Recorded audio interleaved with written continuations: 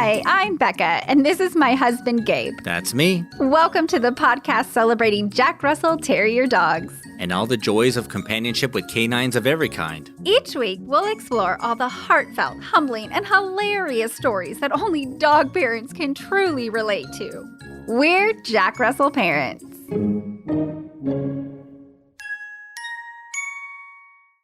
Hey there, puppy parents. Hope your week has been pupperific. Mine has. Carson's loving the mild summer here in Texas, and we're getting some bro time in, lounging in the sun. Okay, are you now? Not really. Carson's sunbathing while I endlessly pull weeds. You let things go for 2 weeks in Texas, and the garden turns into Jurassic Park. It's true. Texas flora is a beast. And speaking of beast, let's talk about our favorite fuzzy beast for a minute. Do you know who the first dog to be used as a mascot was? I don't think I do. I Googled it for far too long. And the only thing that popped up were college football mascots. Because if you live in Texas, you must love football, right? Mm-hmm. But apparently Google doesn't know us as well as it thinks it does. So I have a new line of questioning for you. Whenever you're ready, counselor. How many dog mascots can you name? I don't think I actually know their names. All of them anyway. Let's see. Starting in the 80s, there's McGruff the Crime Dog and Spuds McKenzie. Yes. Take a bite out of crime. Take a bite out of crime. And then the other one was for beer. In the 90s, we had the Taco Bell Chihuahua. I don't know his name, but he's all, yo quiero Taco Bell. Right? So who else is there? Some pretty important ones, actually. What about Bullseye, the Target dog? How could I forget? Your happiest place on earth, Target. And perhaps the most important dog mascot of all. And he's only been around since the late 1800s. And he's a Jack Russell Terrier, just like our beloved Carson. I'm at a loss. I don't know who is that. I feel awful. Well, today, Gabe and our audience get to discover Nipper, the Victrola and RCA Records mascot. Oh, yeah. Okay. I remember the old image, one of the first depictions of a Jack Russell Terrier when we first started researching for the podcast. It was called His Master's Voice, right? It was a dog looking at a gramophone. Okay. Yeah. Right? Yeah. Right. That's Nipper. And that image, a painting actually, became the logo for Victrola gramophones and later RCA music. What's a gramophone? A record player. What's a record player for the youngins listening? Okay.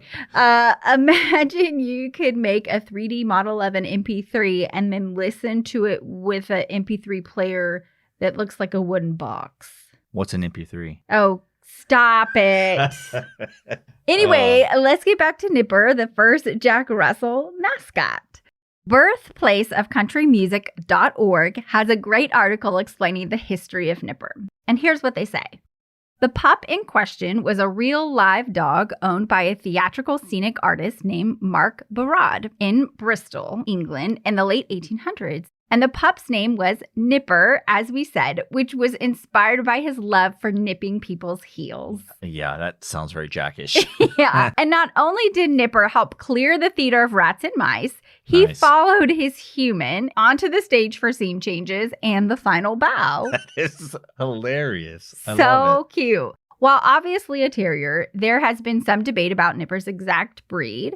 Some have identified Nipper as a Jack Russell or a fox terrier. Nipper's biographer says he has a biographer. Yeah. He says he has lots of bull terrier in him. Okay. And some believe that Nipper's long legs prove he's not a Jack. But if you've listened to the show for a while, you know that we use Jack Russell and Parson Russell Terrier interchangeably since the only real difference is leg length. Yeah.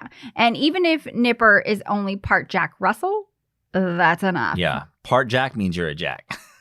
So how did Nipper end up being the model for the Victrola logo? Well, interestingly, in the 1890s, Francis Barrad, a relative of Nipper's human, painted Nipper's portrait with Nipper looking at the phonograph, head cocked, as he's listening intently to whatever was playing. And the painting was originally called Dog Looking at and Listening to a Phonograph. Very straightforward. Yeah. But he later paired the painting with the slogan, His Master's Voice. The idea being that the picture showed a dog who missed his dead owner listening to a recording of his master's voice. That is heartbreaking.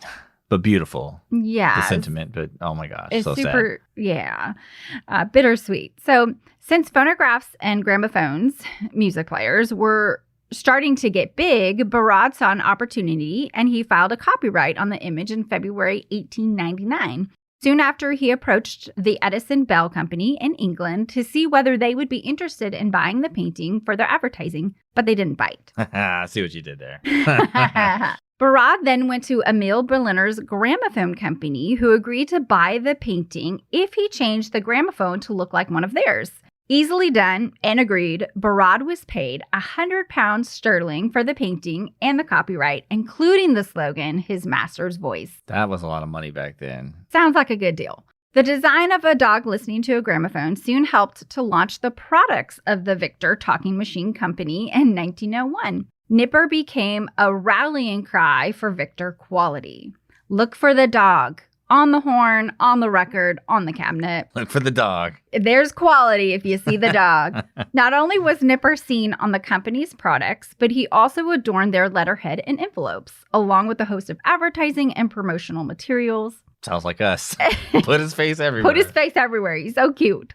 After what the article calls a convoluted history, Nipper became the logo for the modern-day RCA record company. And thus began the long-standing tradition of using terriers in advertising and media. I mean, even the first dog face emoji is clearly a Jack Russell.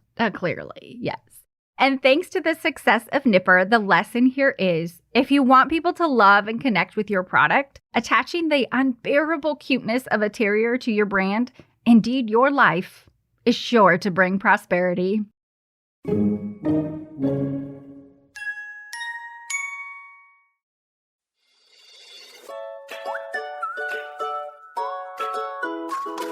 I had an awesome puppy parent connection the other day. I was rocking my Jack Russell Parents t-shirt in the grocery store, and because of it, I struck up a great conversation with a lady. And not only did she think my shirt was super cute, she too had a JRT named Wags. That's a great name. I love it when slogans like Dog Mom, Dog Dad, or Jack Russell Parents bring people together. Me too. And one of my favorite prints is Jack Russell Terriers. Not a breed, a calling. Yep, raising a JRT just might be the highest calling of all. Yeah. So are you a proud puppy parent that wants to connect with other puppy parents? Or do you simply like super cute doggy attire to go with your summer shorts? Either way, we have what you need at the Jack Russell Parents store. All our awesome prints come in a variety of t-shirts, hoodies, baby onesies, laptop sleeves, even coffee mugs. Your choice. To join the doggy squad, check out all the rad merch options at jackrussellparents.com. Simply click on Shop at the top and place your order. Go get 'em, puppy parents!